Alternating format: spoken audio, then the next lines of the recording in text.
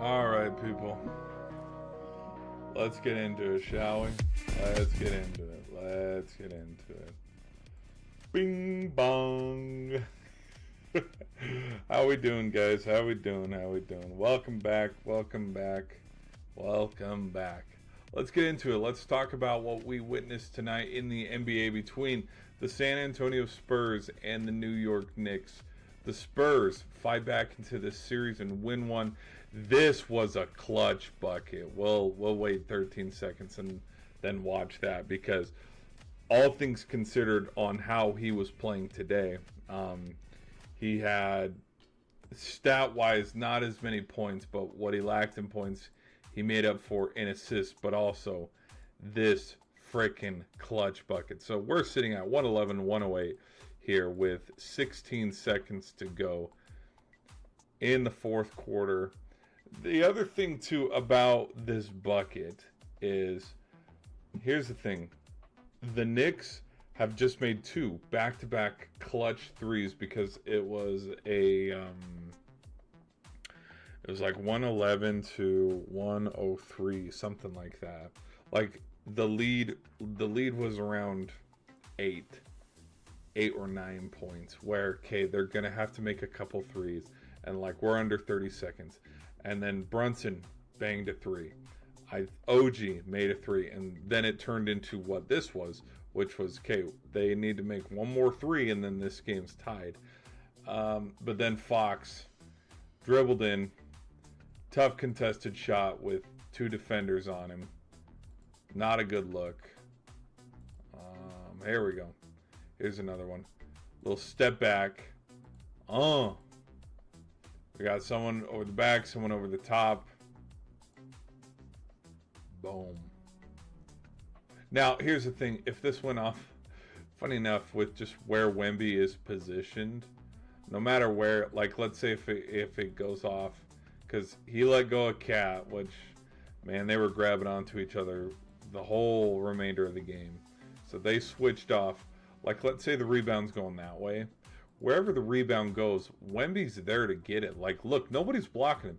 You think Hart can out-rebound Wemby? Hell no.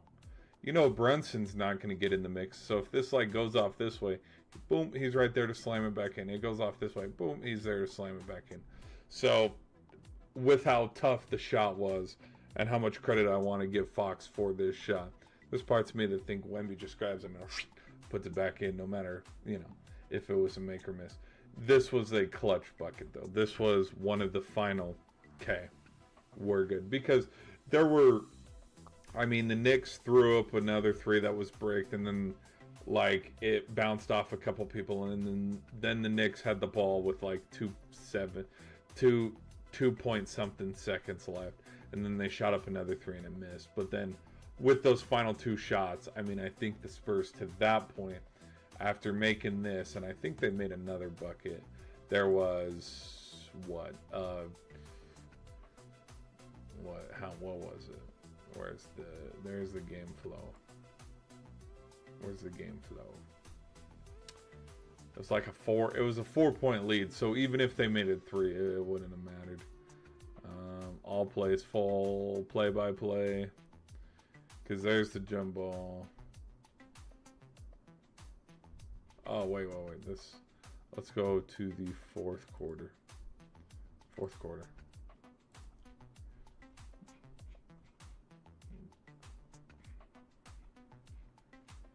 Scroll down to the bottom a little bit.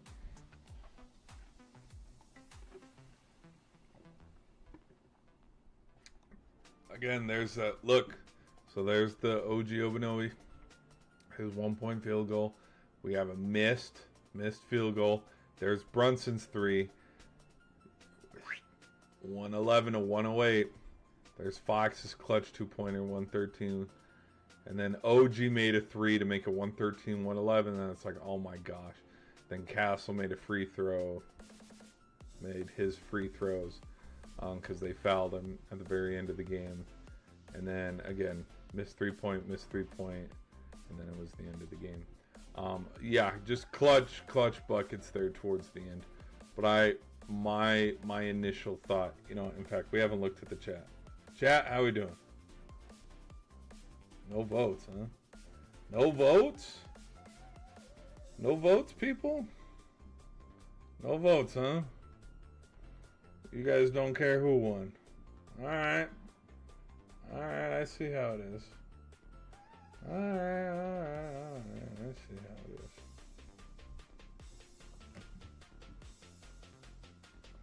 Alright.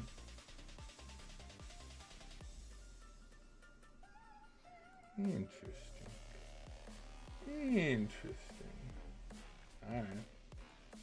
And let me go check something out here real quick. This is kind of my post-game reaction slash...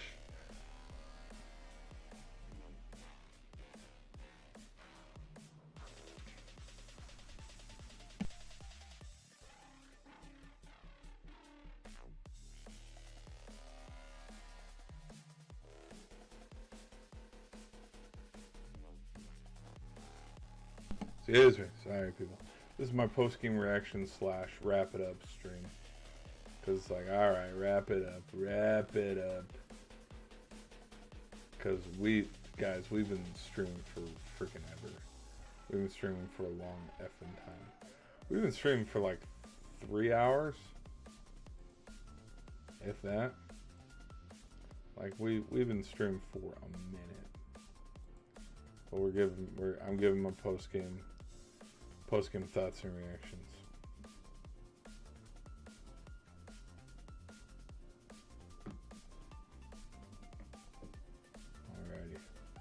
Alrighty. Okay, let's get back into it. Scroll back up to the top. So those were the final transitions and stuff towards the very end of the game and how the Spurs were able to win 115 to 111. One thing that I think also, when you look at scoring in the third quarter, when you see that the Spurs outscored the Knicks 35 to 20, I think that was very beneficial. Them outscoring the Knicks 23 to 20 in the fourth, that was also very beneficial. I didn't here's the chase down block. They'll talk about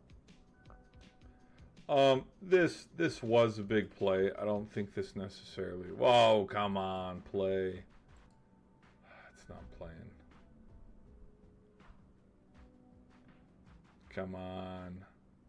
Dismiss.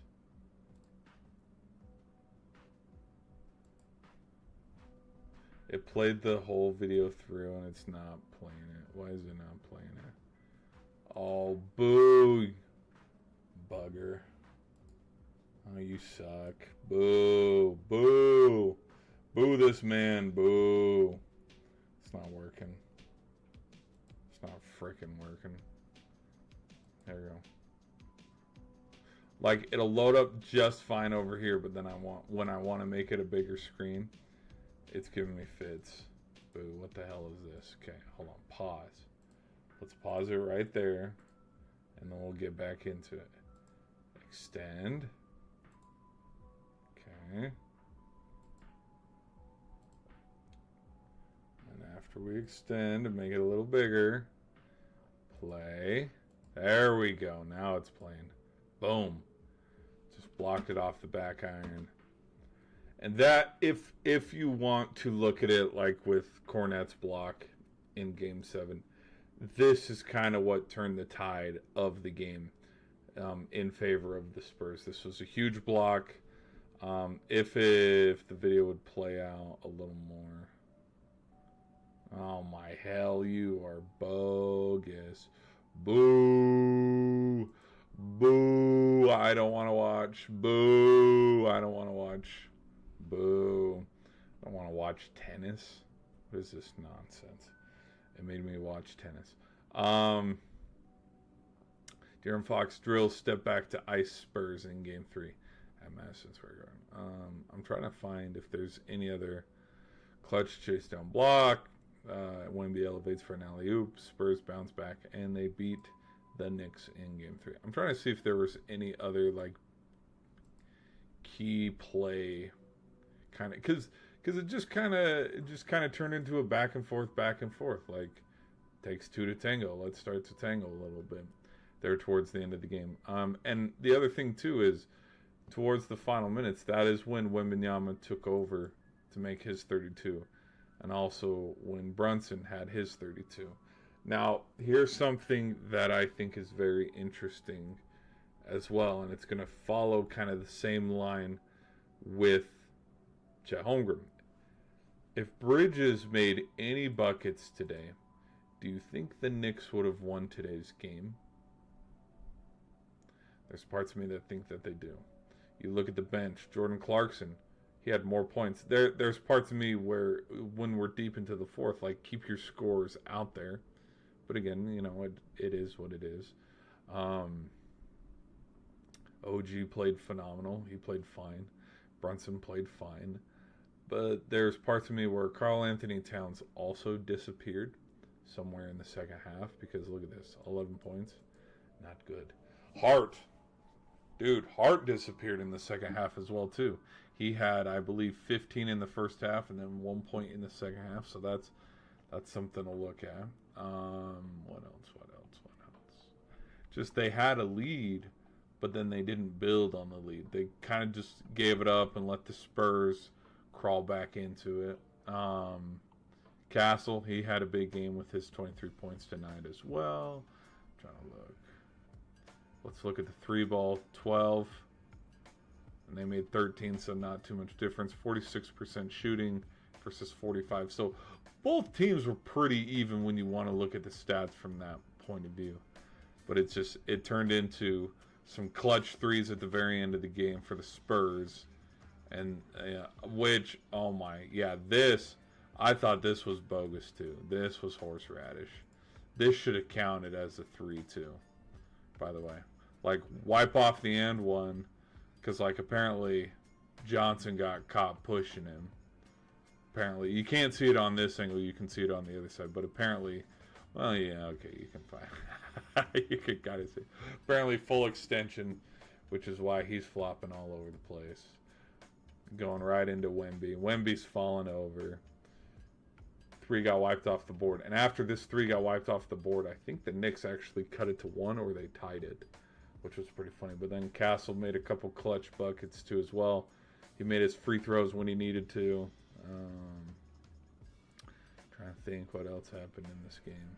Like, it was a good game. It was a good game. And above all else, with it being a good game, is we're guaranteed at least 5, because now there's no talks of, oh, we're going to sweep them. They never were.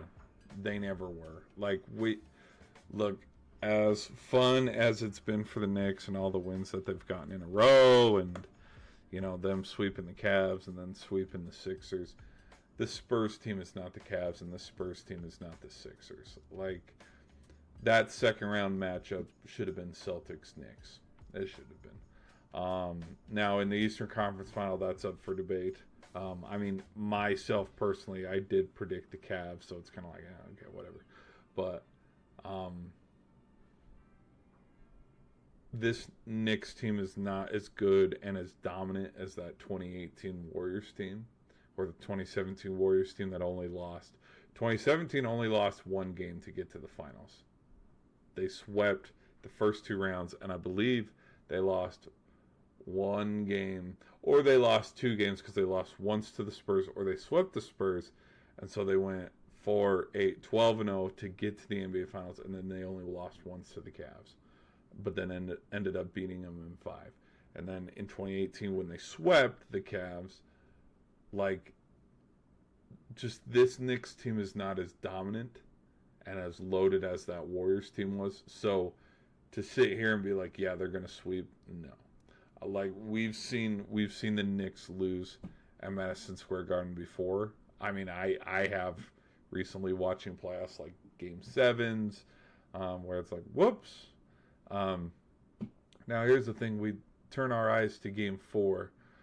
I don't know how many times it's happened in NBA history where the away team has won every game, or where the away team wins the first 4 games. I know this was the second time, because they pulled up a graph that this was the second time in NBA history where the away team won the first 3 games.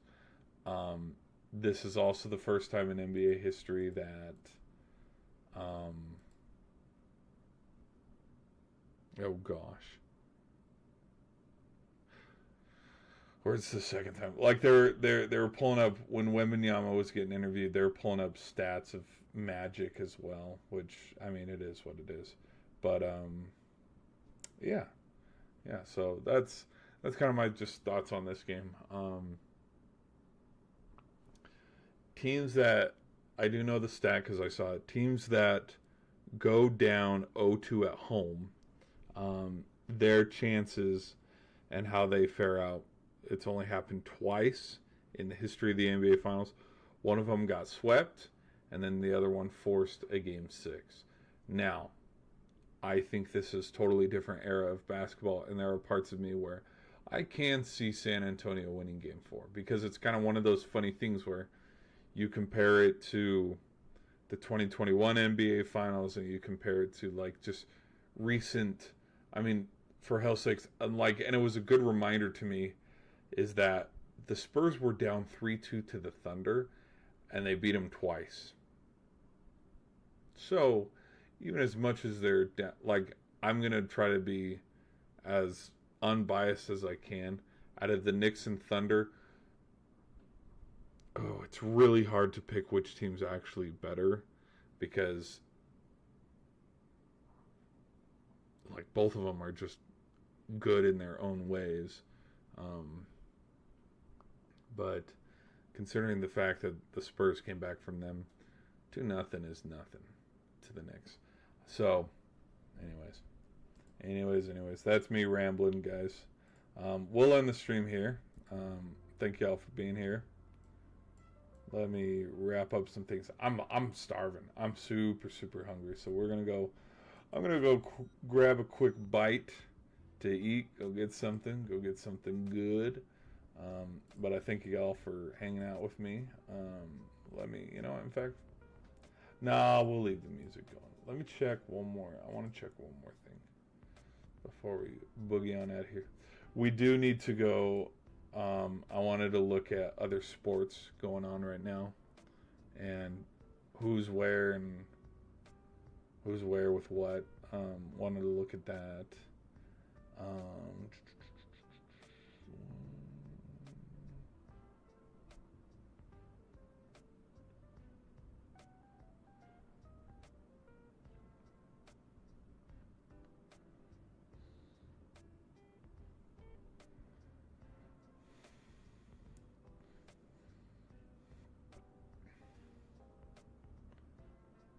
Let me. Oh, talk about a lucky win for the Spurs tonight against the New York Knicks at home. They're not wanting another game in this series. The Spurs against the Knicks. No, yeah, I think there is parts of me think a little bit of it was luck, but then there's also other stats too where the Spurs this whole season they have not actually lost 3 games in a row. So that's kind of a fun. And then just with who the Knicks are and having watched the Knicks forever, not forever, but just the Knicks, there's parts of me where it's like, yeah, there's no way. There's no way they sweep them. They just I've seen meltdowns. I've seen no, it's not happening. All right, people. We are gonna end the stream here though. Thank y'all for hanging out. We're gonna end that one. All right. Bada bing.